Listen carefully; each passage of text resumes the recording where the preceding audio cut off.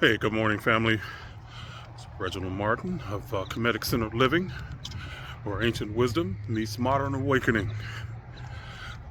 So, I want to talk today about imagination, okay, and get a little bit more deeper into that and how powerful it is and how much it is about you really creating your reality and how to tap into that, okay? And I'm going to do it in the context of talking about deja vu, well, visualizations, deja vu, and premonitions. Okay, so these are three different ways that you can access imagination, or imagination is accessing you. Okay, so it is soul level experience. So that's what I'm talking about here, is to help you understand that your soul perceives, okay? It doesn't stop perceiving the way it perceives simply because you're in the physical world, okay? You as a soul, that aspect of you still perceives in its way no matter what. And you can tap into that. You can feel that. You can experience that, those perceptions, okay? And using visualization, recognizing deja vu, and recognizing premonitions is three different ways that you're actually using soul level experience. Okay, so the imagination, what is it? And for most of us, we've been taught that the imagination is just hallucinations, make-believe, whatever. It's what's in the imagination is not real. But I want you to think about something when we're talking about imagination. When you really tap into your imagination, does your body not have a visceral reaction to the images and stuff that's in your mind, that's in your mind? Can you not get afraid or feel scared or whatever, get depressed because of the visualizations that are in your mind? Family, that right there, I'm gonna help you redefine real, because you have to think what's out here. The ancients would basically say it's a simulation. It's the illusion, it's the projection from within us that we are experiencing out here. Okay, what you feel inside, what you feel is real. Okay, and this really comes into powerful play when we're talking about the imagination, because the imagination is the way that you're able to tap into experiences beyond this present physical experience and reality, okay? You're able to peer into other dimensions. You're able to experience other lives. Other aspects of this life is usually what we do, because we can remember old stuff, or in the case of visualizations, we can project to future stuff that we want to experience. Okay, and I'm going to break these down. Okay, so the imagination is one of the most powerful tools that we have. I want you to think about something else. Is there anything that humankind has ever created that was not in the imagination first? Anything. Think about that. If we're talking about a skyscraper, we're talking about a car, a toy, an article of clothing, whatever it is first seen in the imagination before it is manifested into our reality. Family, that right there, that's some powerful shit.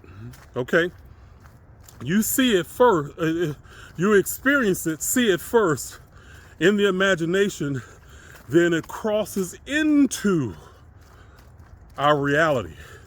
And everything you have to do you know, meet certain criteria, whatever you want to call it. I'm trying to think up words I can use, but it's hard to describe these metaphysical ideas with our physical language a lot of times. Okay, it's a limitation. But so the imagination allows you to peer into other realities outside of physical time and space, outside of linear time and space, okay? The soul itself has the ability to see multiple timelines at once, okay? When I say a timeline, that basically means a line of experience. So if you go down this line, if you go down this path, then you're going to experience these things, okay? So that's what I mean by a timeline.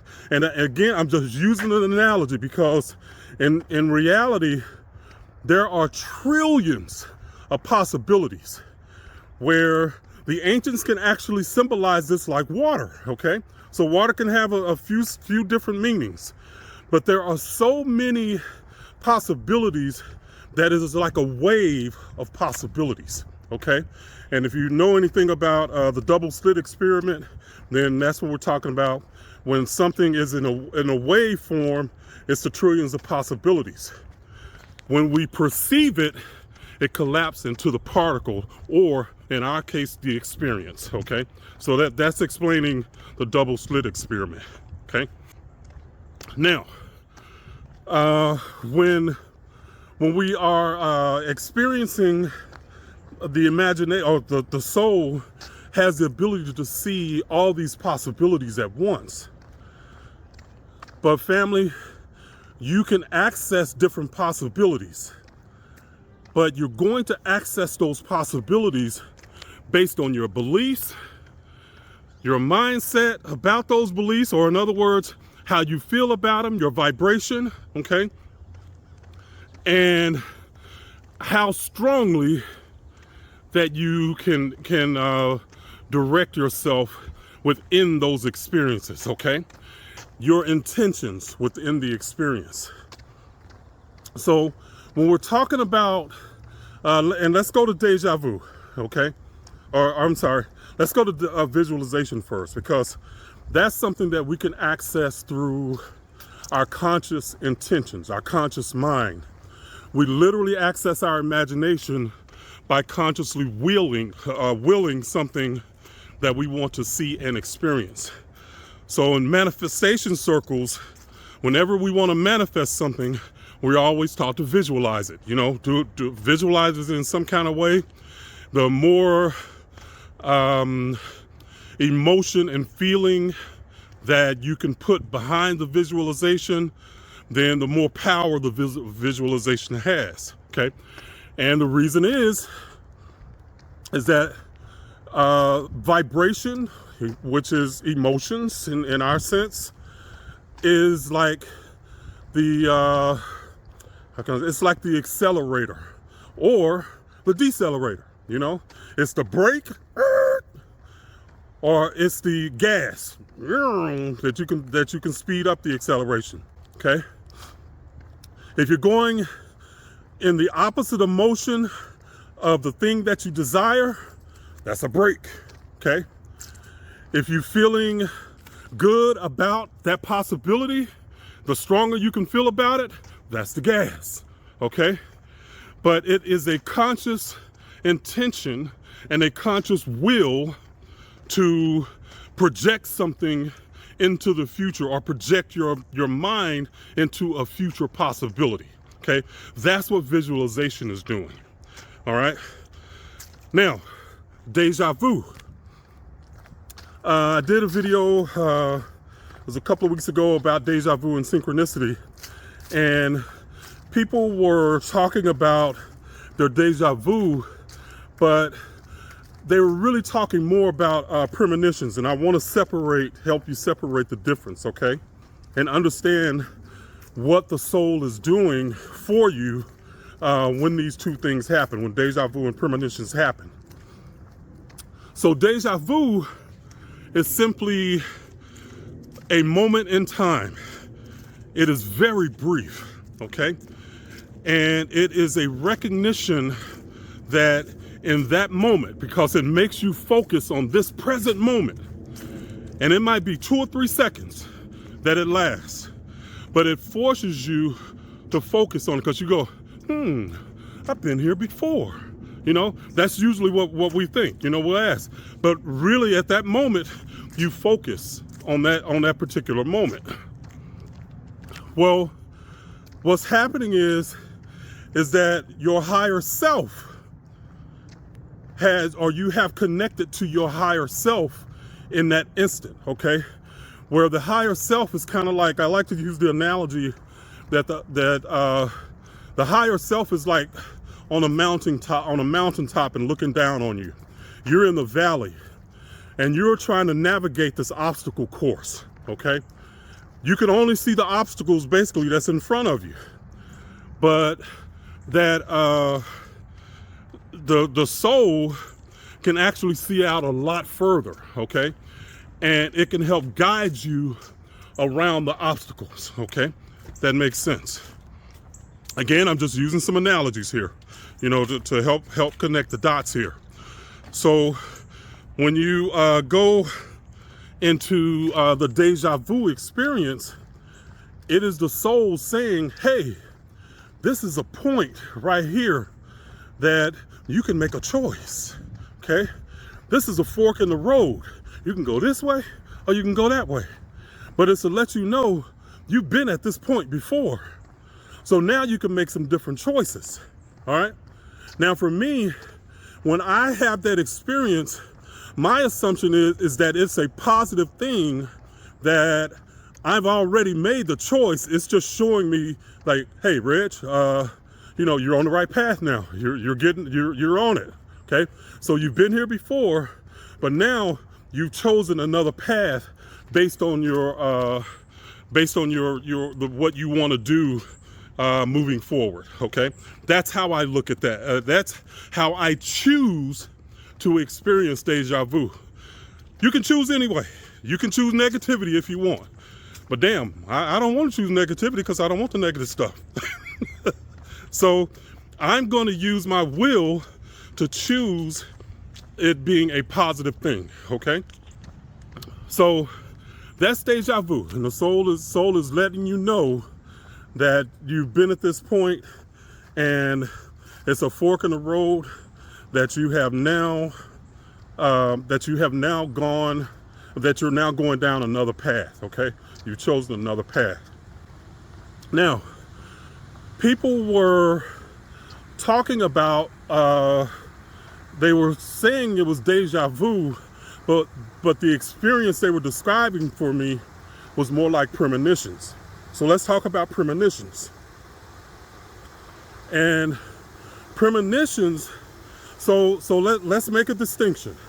Visualization is your conscious will, okay? It's literally your mind. I'm having to negotiate a little bit of mud here, family, so hang on. If I slip, just don't laugh, at least not too hard. Okay, I made it through. All right, so visualization is your conscious mind tapping into the imagination, okay? Deja vu is your higher self sending you information, okay? It's saying, hey, or your higher self is saying, hey, I've recognized being here before, okay? A premonition is like a glimpse into a path that you are taking. It can last for a while, okay? It can last, depending, and understand this, the people that can see or have premonitions, you are gifted, okay? I ain't never had a premonition, okay? Not a visual one, I should say that.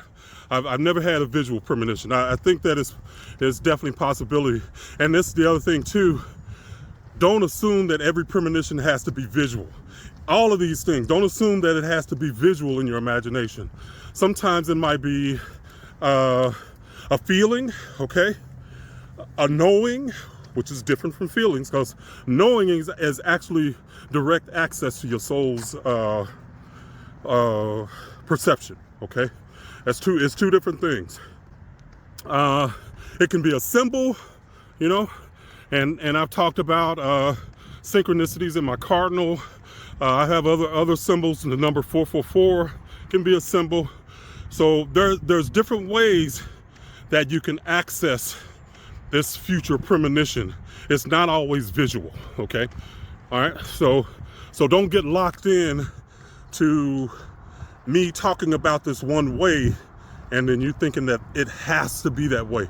As soon as you think that it has to be that way, then a lot of times what ends up happening is that you lock yourself out of how you might experience it.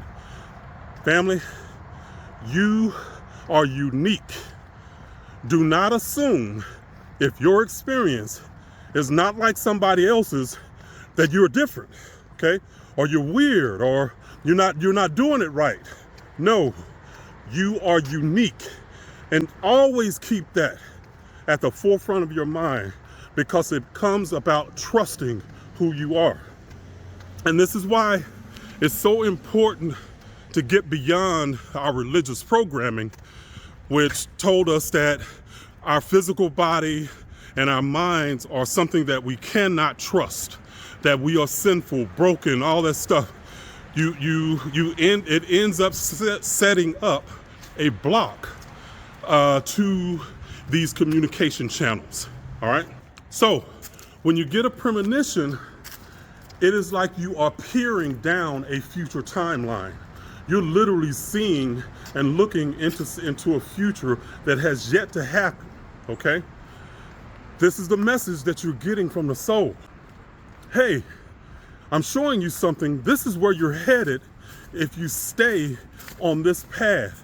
If you stay in this mode of thinking, if you stay on this vibrational path, this is where you're going, okay?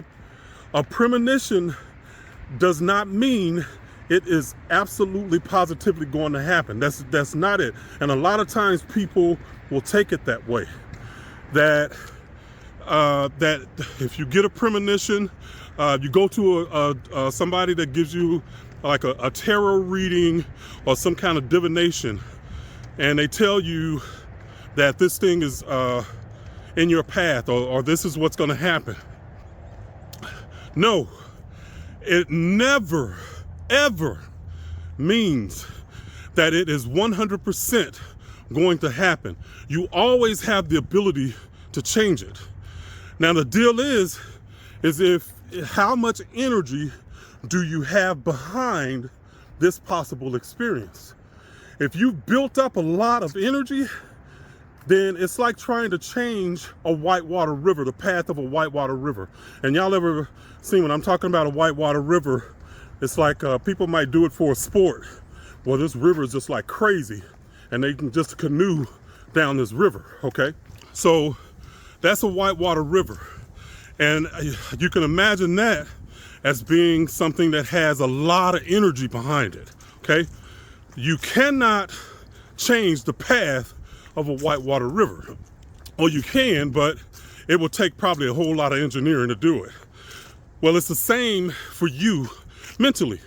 If you got a lot of energy built up for that path, along that path, then it's going to be difficult for you to change it. However, you can, okay? It might take a lot of work. So when you get those readings or you get that premonition, know that the soul is saying, if you keep doing what you're doing, this is what's going to happen, okay? Or this is what can happen. That's what a premonition is. It is a nudge from the soul you, okay? Visualization, conscious mind, tapping into imagination. Déjà vu, higher self connecting to you. A premonition, the soul self is actually guiding you, okay? And letting you know that something is about to happen. Visualization can go on. Man, you can do that for hours. You can do it. Visualization just something you can do. Déjà vu is a moment. A few seconds in time that you recognize something that's familiar. And then a premonition is something that you can experience for a while, okay? And you can, it can project something or an experience. You can project that or see that future possibility, okay? So the imagination, family, is powerful, and the way that you determine which experiences that you want to experience is it has to be about your vibration. It has to be about your mindset. This is mind science, family, okay? So if you are pessimistic, okay, guess what? You're going to see and imagine pessimistic possibilities in your life, okay? Every time you want, if there is some desire that you have that you want to happen in your life, and you focus on the negative aspect of it, you're simply turning your attention away from that possibility. You're going in the opposite direction when you focus on the negative. I hear, people in the comments will say, well, I'm doing this, and blah, blah, blah, but I just don't see anything happening. You just turned away from the possibility. As soon as you say or think, I don't see anything, where is it? It's not there. So you immediately have focused on the lack, okay? Family, you got to sell out to what you want. Mind, body, and soul, you got to sell out to it, okay? And believe me, damn, I know. Both ways, family.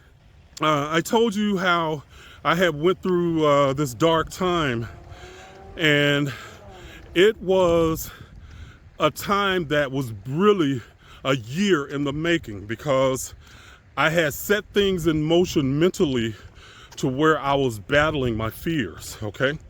And I told you how, like, when I was in the corporate world, if I got an interview, I told you how I knew if I sat across the desk from an interviewer and talked to him, that job was mine. Plain and simple, I knew what I needed to do. I knew how to sell myself, and damn, I interviewed them too. So they didn't get the attitude that, like, I just needed this job. I'm like, y'all need me, but y'all got to sell me on this too. That's how, confident I was in the corporate world. I got jobs. But then when I became an entrepreneur, family, that's a different mindset, because all of a sudden it ain't about you putting in time basically and then getting a paycheck. Now there's risk involved, that if you don't create something that is of value to others, they don't buy it. And if they don't buy it, you don't eat, okay? So family, I struggled, overcoming a lot of negative ideas that roll around in my mind, because even with that, you get into feeling worthy. You get into how much should I charge for this, because that's based on your belief and how strong that you believe what you're doing is worth it, okay? So all of those things come into play. But there's also other things like, I started to really start to look at some things that were happening in my life with people around me, and I started to focusing on the negative stuff, okay? Once I started focusing on the negative stuff, thoughts are like viruses, okay? Good or bad, they're like viruses. Once you start going down a negative path, the viruses start to accumulate around that negativity, and you start to getting more and more negative thoughts, okay? They start to just accumulate around each other, all right? That energy starts to get stronger. The thought, and what happens is you can't push it out of your imagination. You can't even imagine something good and something positive, because the energy around those negative thoughts is so strong, okay?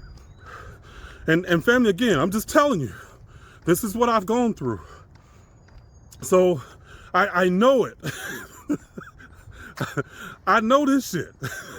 So, but at any rate, so it was just like a slow path to where I was basically beating myself up, being negative, until it culminated in the fear that I had projected, okay?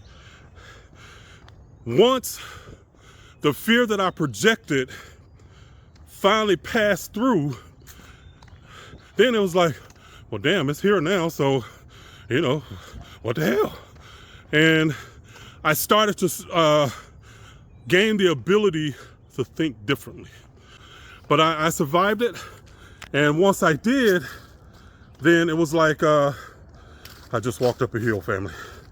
But once I did, it was like this dam broke, and now all the negativity that was behind it was gone, and now I can cultivate new and positive thoughts.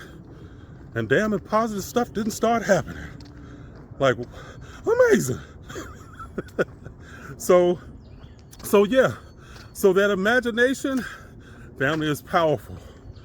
But just recognize how you can use it, how you can tap into it, and how it's tapping into you, It is a powerful thing, So the deal is the more you can stay focused on what you want, okay?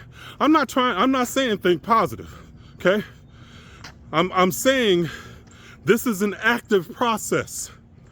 The more you can stay focused on what you want, the stronger the possibility becomes. The more thoughts that you can gather around what you desire, the stronger the possibilities are that it will manifest. Luck is not an event. Luck is a process, family. Did you hear me? Luck is not an event. Metaphysically speaking, luck is a process, okay? So I'm just helping you understand that process and how your mind works with producing the things that you want in your physical reality, okay? All right, family. So Reginald Martin here, and I'm gonna go ahead and continue on my walk. I hope you guys have an amazing day. Let me know in the comments your thoughts,